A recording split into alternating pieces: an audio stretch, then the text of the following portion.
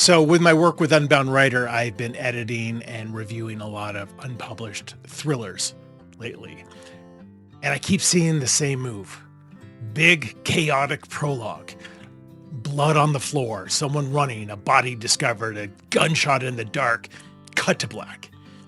And then chapter one opens 3 months earlier. Now we're in backstory, childhood trauma, the divorce, the small town, the job history. Pages and pages of setup, and we don't get back to that explosive prologue until like halfway through the book. And what happens is that prologue then becomes what I like to call an empty promise. It's there to say, look, this is a thriller. It's branding, it's marketing, it's a movie trailer. But if the energy of the prologue doesn't match the energy of the next 100 pages, readers are going to feel that bait and switch, and they might not articulate it that way to themselves, but they feel it.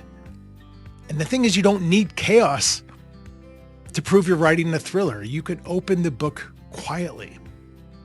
A woman sitting at her kitchen table staring at something she knows she shouldn't have found. A man driving home from work knowing he's about to lie. Nothing explodes, nobody dies, but if the voice is tight, if the atmosphere feels off, if there's tension in what's not being said, and if we sense dread creeping in around the edges, that's a thriller. Tone is a promise. Voice is a promise. The emotional undercurrent is a promise.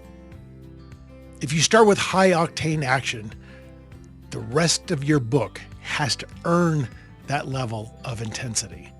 If you start quiet, the quiet better hum. So before you add a prologue, ask yourself one question: is this the real beginning of my story? Or am I trying to convince the reader that I'm writing a different book than I actually am? And look, there's nothing wrong with the prologue. I have definitely used them. But it has to feel inevitable, not decorative. Don't make an empty promise on page one. Make a promise you're prepared to keep.